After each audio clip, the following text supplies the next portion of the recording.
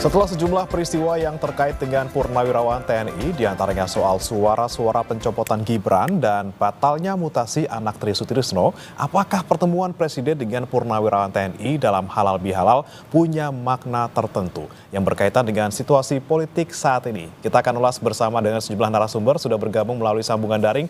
Ada Agus Wijoyo, Gubernur Lemhanas tahun 2016-2022. Selamat pagi, Pak Agus. Selamat pagi. Dan hadir juga di studio, saudara, ada pengamat militer Anton Aliabas dan juga pengamat politik Agung Baskoro. Selamat pagi, Mas Anton, Mas Agus. Pagi, Mas Bre. Pagi, Pak Agus. Mas Agung maksudnya, kalau Pak Agus kan ada di daring. Iya, Pak Agus ya. Pak Agus. Ini semuanya soalnya ya. Baik, saya mau ke Pak Agus terlebih dahulu. Pak Agus, melihat kemarin Pak Prabowo bertemu dengan Purnawirawan TNI di Balai Kartini seperti itu ya, di tengah kondisi yang seperti ini, seperti apa sih Pak Agus melihatnya? Hal itu merupakan hal yang sangat baik, karena kalau diingat, semua purnawirawan itu berasal dari satu sumber yang sama, yaitu sebagai perwira TNI. Dan ketika kita berada dalam keadaan aktif sebagai perwira TNI, kita didasarkan kepada satu dasar bersikap, yaitu Sabta Marga. Arti Sabta Marga itu apa?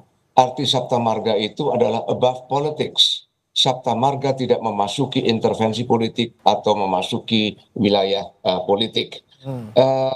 Walaupun sebagai purnawirawan kita bebas untuk menyatakan pendapat, tetapi kalau kita sangat menjiwai jiwa dari Sabta Marga, hendaknya memang itu tetap menjiwai perilaku kita, yaitu bahwa kita tidak perlu masuk ke dalam wilayah politik praktis. Kalau istilahnya sekarang membedakan antara politik dengan politik praktis, yaitu keberpihakan di dalam isu-isu politik yang membelah masyarakat.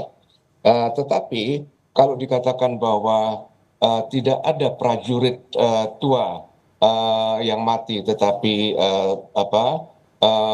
hanya tetap sebagai pejuang, maka hendaknya kita juga tidak ada yang melarang untuk berhenti berpikir. Kita tetap boleh berpikir, hanya saja bahwa disampaikan tanpa mengambil bentuk gerakan politik.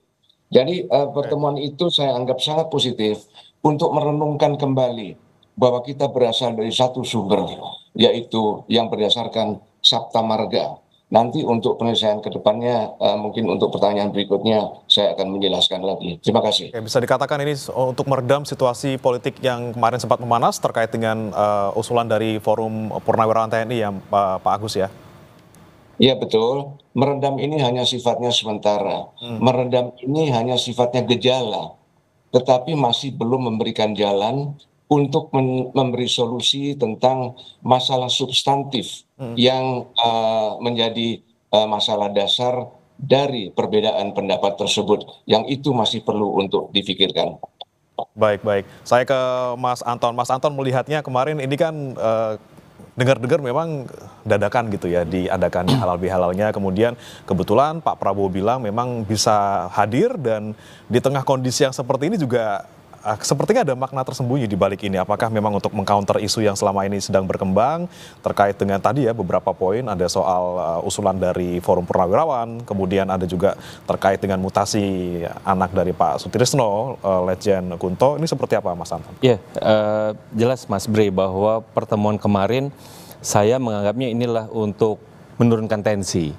Kenapa? Karena tentu saja apa yang dilakukan oleh Pak Prabowo adalah sebagai bentuk mitigasi agar eskalasi politiknya tidak banyak meluas lagi, gitu. Karena kan sebenarnya kita bisa melihat runtutan ya, bagaimana tuntutan itu naik pada tanggal 17, lalu tanggal 25 sudah ada respon sebenarnya dari istana, bagaimana Pak Wiranto itu sempat berkonsultasi dengan Pak Prabowo, tapi kemudian tereskalasi lagi dengan adanya skep mutasi gitu ya. Jadi ada rentetan-rentetan yang kemudian Pak Prabowo saya menduganya adalah bermaksud kita harus turunkan. Dengan apa?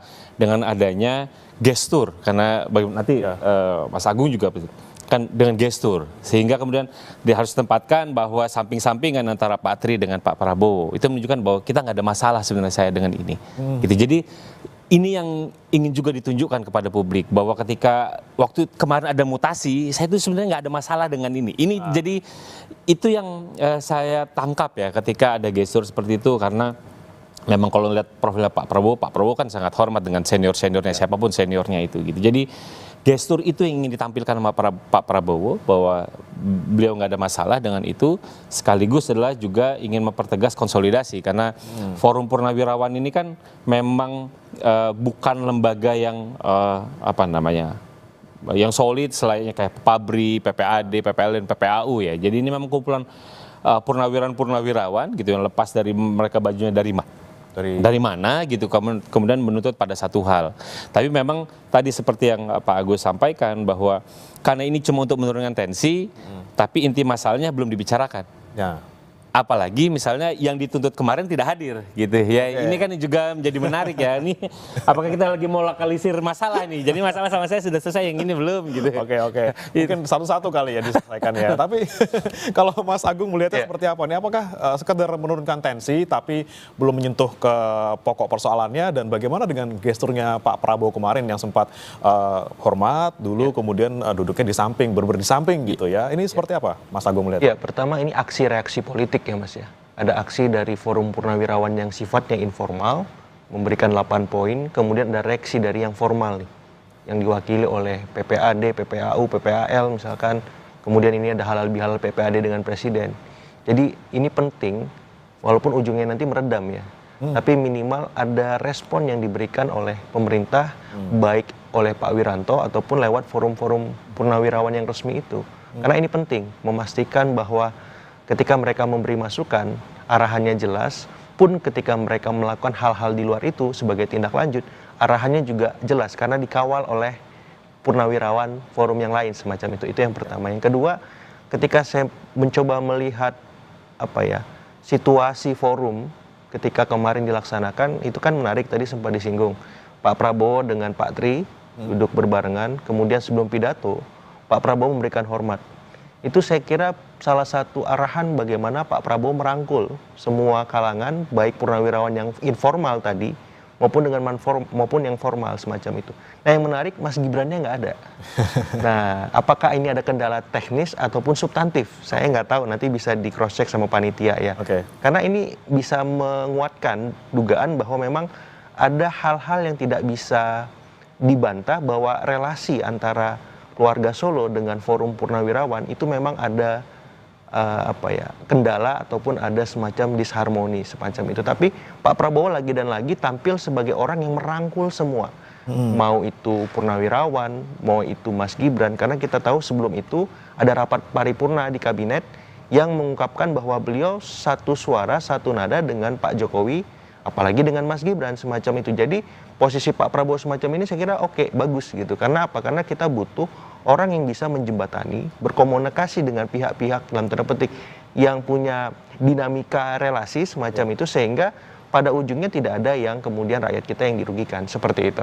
Oke, baik. Jadi langkah Pak Prabowo sebenarnya langkah yang cukup aman dan juga memang harus dilakukan untuk sekarang, paling tidak untuk sementara seperti itu ya. Kemudian saya ke Pak Agus lagi. Pak Agus, kalau melihat tadi pernyataan Anda terkait dengan militer seharusnya tidak masuk ke ranah politik praktis ataupun tidak mencampuri urusan politik yang sedang ada saat ini. Tapi Pak Prabowo kemarin bilang bahwa sebenarnya keterlibatan militer walaupun sudah purnawirawan ataupun sudah mundur di dalam politik ini ya salah satunya tujuannya untuk juga mengabdi pada negara seperti itu. Bagaimana Pak Agus melihatnya? Ya betul, itu yang saya katakan bahwa itu bisa disampaikan tanpa menimbulkan gerakan politik. Karena kalau menimbulkan gerakan politik, maka purnawirawan walaupun bebas menyatakan pendapatnya, tetapi sudah meninggalkan marwah Sabta Marga.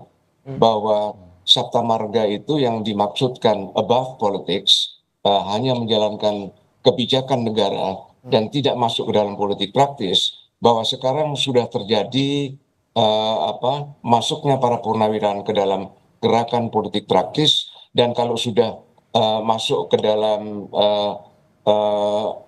domain warga sipil yang membebaskan itu, besar kemungkinan akan terjadi perbedaan-perbedaan pendapat, bahkan pertentangan-pertentangan pendapat yang seperti kita lihat sekarang ini. Jadi hendaknya uh, sampaikan dalam bentuk saran-saran yang tidak berwujud kepada gerakan politik untuk kepentingan bangsa. Tentu ini adalah timbal balik, tidak hanya satu arah, tetapi dua arah. Kita semua merenung apa sih yang dipersoalkan, apa yang menjadi isu persoalan di dalam perbedaan pendapat ini, guna untuk mencari solusinya. Oke, baik. Terkait dengan mungkin ada orang ataupun purnawirawan TNI yang juga akhirnya masuk ke dalam struktur gitu ya, struktur dari BUMN, kemudian ada juga yang di politik gitu ya. Ketika ada Pak Restu Widiantoro yang jadi Direktur PT Timah, ini seperti apa Pak Agus melihatnya? Masuk ke dalam struktur politik itu hak setiap purnawirawan karena sudah diberi kebebasan. Tetapi hendaknya dia sadari bahwa dia telah meninggalkan marwah sabta marga yang telah menjiwai perilaku dan kehidupan kita selama paling sedikit 30 tahun gitu.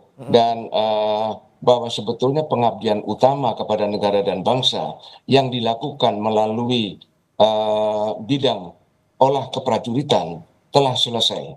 Sekarang tinggal adalah tetap menjadi pejuang untuk mengawal negara dan bangsa tanpa harus melibatkan di dalam gerakan-gerakan yang bersifat politik praktis keberpihakan. Jadi itu adalah memang pada masing-masing. Dan ingat bahwa sebetulnya kumpulan-kumpulan purnawirawan ini bukanlah sebuah kumpulan politik yang tidak bisa diatasnamakan oleh ketua, dan masing-masing punya pendapat sendiri-sendiri. Ini adalah gerakan paguyuban untuk menyatukan semua purnawirawan dalam sebuah kehidupan purna pengabdian di dalam olah keprajuritan. Oke, baik. Kita akan nanti tanyakan lagi terkait dengan bagaimana kemudian kemarin Mas Gibran tidak hadir gitu ya, walaupun memang seperti apa sih sebenarnya kalau ada forum purnawirawan ini, apakah memang orang-orang yang diundang hanya memang purnawirawan atau seperti apa? Kita akan bahas lengkapnya saudara setelah jeda berikut di Sapa Indonesia Pagi.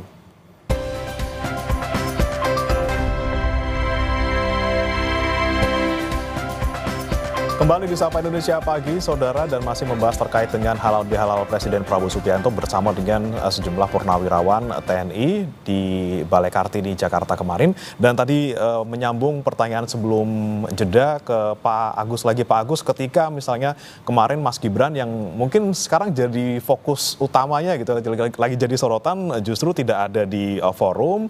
Nah, ini kemudian Anda melihatnya seperti apa? Walaupun memang ada omongan bahwa Mas Gibran memang lagi di Sika gitu ya, lagi ada kunjungan ke Sika sehingga tidak bisa datang, tapi ketika ada sebuah forum purnawirawan, baik itu halal bihalal ataupun acara lainnya, apakah memang terbatas hanya mereka yang sebagai purnawirawan, atau kemarin misalnya ada hadir juga Sri Sultan Hamengkubuwono yang di sana yang memang bukan purnawirawan, Pak Agus? Iya. Kalau mau jawaban yang humoristik seperti umumnya jawaban sekarang, pertanyaan itu bagus, tapi jangan tanya sama saya dong. Oke. Musim-musim jawaban sekarang kan seperti itu. Tanya sama panitia dong. Oke. Kan gitu. Ini gimana sih ini Kompas TV ini? Tapi Pak Agus, berarti kalau misalnya forum tuh biasanya memang ya eksklusif aja untuk purnawirawan saja gitu ya seharusnya ya. Ada Pak Nasaruddin Umar, Mas, sama Pak Nasaruddin juga, Menteri Agama datang juga gitu. Ya, tergantung. Purnawirawan TNI itu selalu menghormati senior-seniornya, artinya otoritas politik, para menteri-menterinya, sangat tergantung. Tetapi kelihatannya seperti tadi juga jawaban dari para rekan-rekan narasumber, kelihatannya ini hanyalah berada pada tataran gejala, belum untuk menghunjam masuk mencari solusi pada tataran substansi. Nah, kalau gejala memang tadi istilahnya banyak disebutkan, digunakan meredam. Ya sudah, meredam yang ada di atas permukaan. Tetapi yang sifatnya substantif di bawah permukaan itu belum tersentuh. Mungkin itu.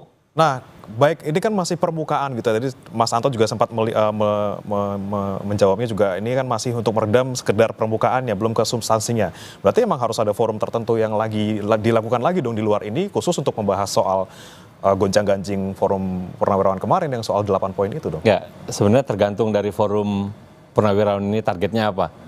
Kalau targetnya adalah menarik atensi presiden, sudah narik nih atensi presiden, ya kan? Dan kedua, sebenarnya dari kepresiden dan pemerintah itu juga sudah merespon. Pak Wiranto sudah bilang waktu itu, nanti terkait usulnya akan dikaji lebih lanjut. Ya kan, presiden mengapresiasi dan akan mengkaji lebih lanjut. Nada itu juga diresonansi oleh Menteri Pertahanan, gitu ya. Nanti juga akan dipelajari lebih lanjut. Dengan kata lain, bahwa pemerintah sama timnya Pak Prabowo ini mencoba untuk lebih berhati-hati sebenarnya.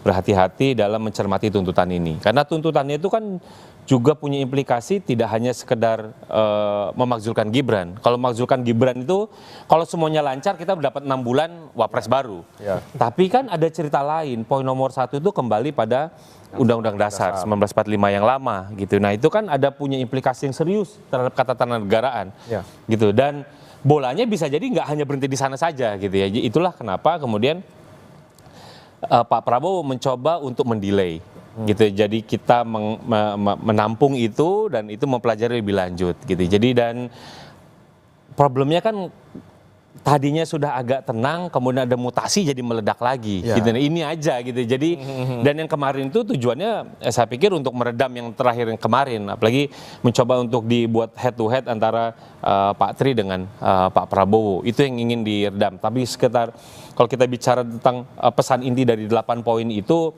ada reshuffle dan lain-lain yang memang dicoba untuk di-delay. Tinggal dilihat saja karena apakah nanti ini akan berlanjut untuk eskalasi lebih tinggi atau tidak, kita lihat apakah nanti akan ada pertemuan beneran antara forum purnawirawan dengan Pak Presiden. Tapi perlu juga nanti dihadirkan orang yang ataupun purnawirawan yang kontra terhadap forum ini. Misalnya tadi dari PPAD, PPAU seperti itu. Kalau PPAD dan lain-lain kan itu secara organisasi ya, secara organisasi. Sementara kalau ini bergerak secara organisasi, tentu implikasinya akan jauh lebih serius. Gitu ya, karena ya ini organisasi purnawirawan gitu, jadi atas nama organisasi, tapi kan ini kan pribadi-pribadi, gitu namanya forumnya cair gitu ya. Apalagi misalnya tadi Pak Agus sudah menyinggung tentang keterlibatan mereka dalam politik, mereka ini cukup aktif nih dalam politik. Betul. Gitu ya kan, waktu pemilu kemarin mereka ada di sebelah mana gitu, kan itu juga anggapan-anggapan ada. Jadi saya tidak heran kalau misalnya nanti ini eskalasinya makin tinggi, bisa jadi nanti Pak Presiden mau untuk bertemu. Tapi kalau ini misalnya ini redup ya apa boleh buat. Gitu ya. Soalnya ada pemicu lagi gitu ya. Butuh pemicu lagi gitu, meledak lagi gitu. Jadi kita akan masih melihat lagi nanti apakah eskalasinya itu akan meningkat atau tidak. Saya sih sejauh ini melihatnya bisa jadi menurun. Gitu karena memang yang ingin ditunjukkan lah tidak ada masalah antara Pak Tri dengan Pak Prabowo gitu. Dan kita bisa juga duduk lihat satu meja kemarin. Kan yang mereka yang forum nggak ada yang duduk di depan satu meja juga gitu ya. Jadi artinya memang belum ketemu antara yang forum purnawirawan dengan Pak Prabowo. Oke, baik siap. Saya ke Mas Agung. Mas Agung, kalau tadi lihat kita di tayangan sebelumnya yang memang sudah ada tanggapan walaupun secara tidak resmi ya, Pak Luhut bilang ada kata-kata yang memang cukup mengejutkan gitu ya, soal kampungan seperti itu. Ini kan sebenarnya kita belum membahas ini secara, Pak Prabowo belum membahas ini secara real gitu ya, belum dibahas secara resmi, tapi kemudian ada komentar ataupun pernyataan yang dikeluarkan oleh Pak Luhut soal ini. Nah, Anda melihatnya implikasinya seperti apa kalau sudah ada pernyataan seperti ini? Iya, saya kira komunikasi kontraproduktif semacam itu harus dihindari oleh pejabat publik kita, siapapun itu, karena itu menjadi koreksi besar dari Pak Prabowo agar ke depan kabinet Merah Putih dan jajaran yang lain bisa lebih baik. Itu yang pertama. Yang kedua, memang saya melihat kalau tadi kata Mas Anton ini trennya turun, saya justru sebaliknya naik. Kenapa? Karena ada ekosistem lain yang mengitari ini semua. Kan tuntutan 8 poin itu seputar keluarga Solo ya. Kita sebut ada term IKN, kemudian ada menteri-menteri Pak Jokowi, yang ketiga pemakzulan Mas Gibran. Nah masing-masing ini ada problemnya nih. IKN dalam proses, Pak Jokowi sekarang lagi soal ijazah. Ya. Ini Mas Gibran nih. Nah, jadi eskalasi isunya ini akan terus naik kalau saya lihat. Walaupun secara kuantitatif di parlemen, karena pemakzulan itu kan untuk proses politik di DPR, agak susah karena 81% hari ini dikuasai oleh Kim Plus. Sehingga pergerakannya bukan yang kuantitatif tadi di parlemen, tapi yang kualitatif. Ini diskusi-diskusi soal, maaf, pemakzulan, ini akan terus beredar kemana-mana. Saya lihat beberapa purnawirawan itu bergerilya ke daerah-daerah. Kemudian juga ketemu beberapa tokoh-tokoh masyarakat. Itu satu hal.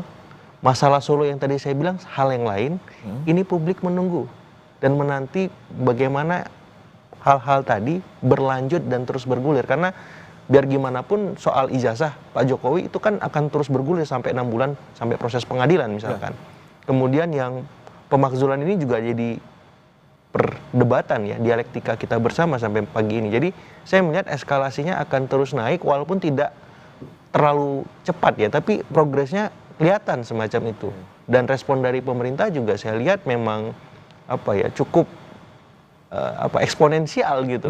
Dari hari ke hari itu ada aja Gebrakannya. iya, gebrakan habis 8 poin, kemudian ada pertemuan PPAD, tiba-tiba ada mutasi Pak Kunto, kemudian ada lagi halal bihalal, terus besok apa lagi gitu kan. Karena kan masing-masing ini punya basis semua. Mereka pernah menjabat, pernah memimpin, dalam tanda petik ada pasukannya, walaupun mungkin dalam bentuk-bentuk yang lain. Tapi yang jelas saya berharap kepemimpinan Pak Prabowo bisa meredam itu semua. Karena beliau pernah di oposisi juga kan. Beliau pernah juga memberikan masukan kepada pemerintah pada masa misalkan beliau sama Ibu Mega kalah dalam Pilpres 2009.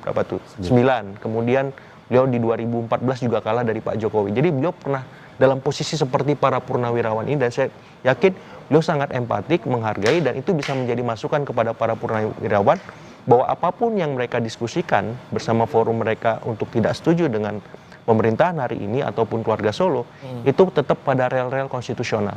Jangan sampai di luar itu. Oke, baik. Saya ke Pak Agus lagi. Pak Agus, kita melihat ada jelas ya, ada perbedaan pendapat dan juga perbedaan pandangan yang disampaikan oleh purnawirawan. Ini walaupun yang satunya hanya sekedar forum, yang lainnya ini adalah pihak-pihak yang memang tergabung dalam perkumpulan resmi seperti itu. Nah, Anda melihatnya ketika ada perbedaan pendapat seperti ini, seperti apa Pak Agus? Apakah memang semakin menunjukkan bahwa ada purnawirawan yang memang saat ini masih punya kepentingan tertentu yang berbeda pandangan politik dengan yang lain seperti itu?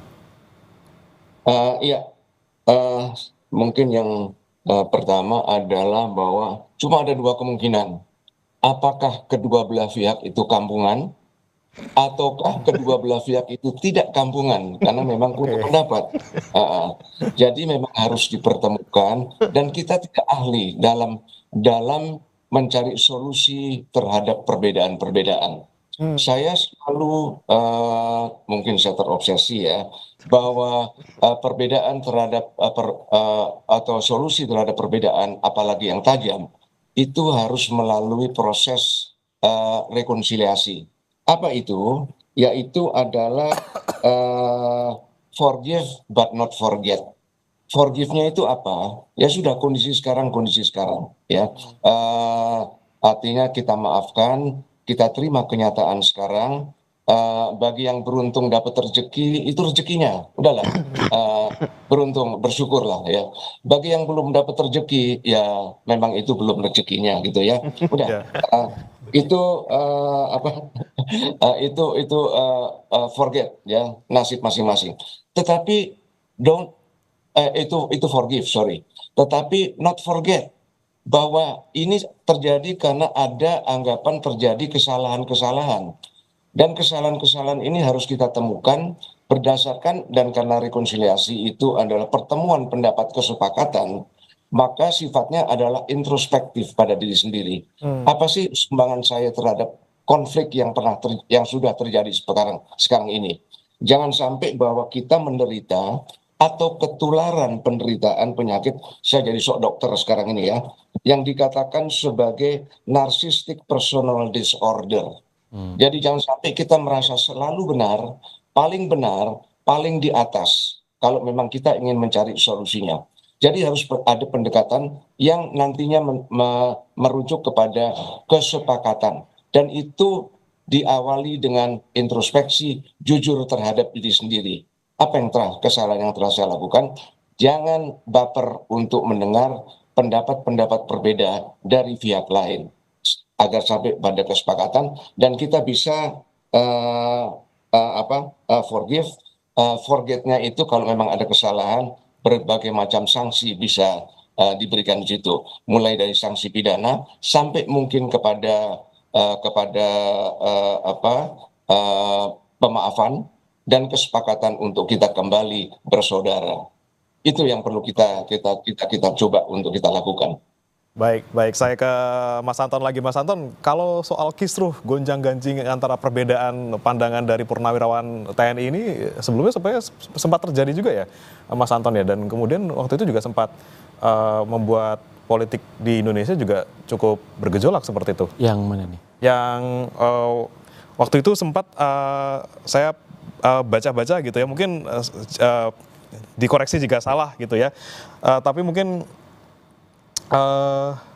bagaimana kemudian pergerakan antara forum ataupun pergerakan antara purnawirawan TNI ini di belakang ini kemudian mempengaruhi politik Indonesia itu so far kalau Mas Anton melihatnya seperti apa? Mungkin oke kita tidak berkaca ke belakang tapi melihat kondisi yang akhir-akhir ini saja, Mas Anton.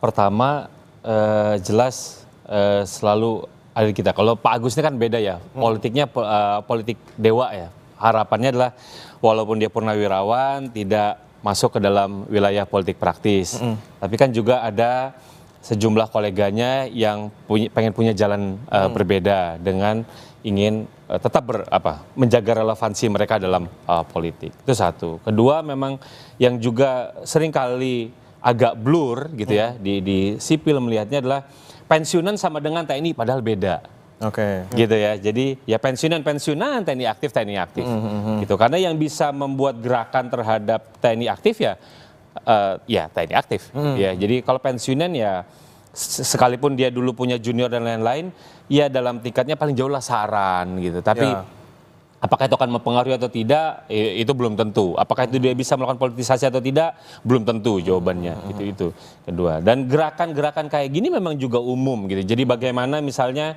Pak Tiasno Sudarto sebelum-sebelumnya juga ikut cukup aktif ya terkait menyuarakan misalnya kembali kepada poin nomor 1 untuk Undang-Undang Dasar 1945 gitu. Jadi bagi saya apa yang dilakukan oleh forum ini itu memang satu aspirasi mereka sebagai udah kembali ke warga sipil. Kedua sebagai kalaupun tadi kata Pak Agus kurang berkenan di gerakan politik, tapi bagi saya sebagai sebuah gerakan mereka melakukan exercise adalah juga lumrah dalam demokrasi, gitu. Yang tidak lumrah ketika mereka melakukan pemaksaan, gitu. Tadi kalau saya tanya, apakah akan ada eskalasi atau tidak itu tergantung dari apakah mereka kemudian, kalau ini kan cuma fokusnya kepada presiden.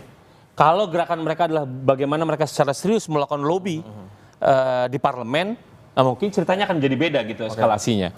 Justru yang kalau saya ya kalau memang pengen di exercise kita dorong aja ke parlemen, bagaimana misalnya ke DPR, ke DPD gitu ya, karena mereka yang punya itunya. Jadi ketika kita bicara tentang impeachment kan prosesnya ada di sana.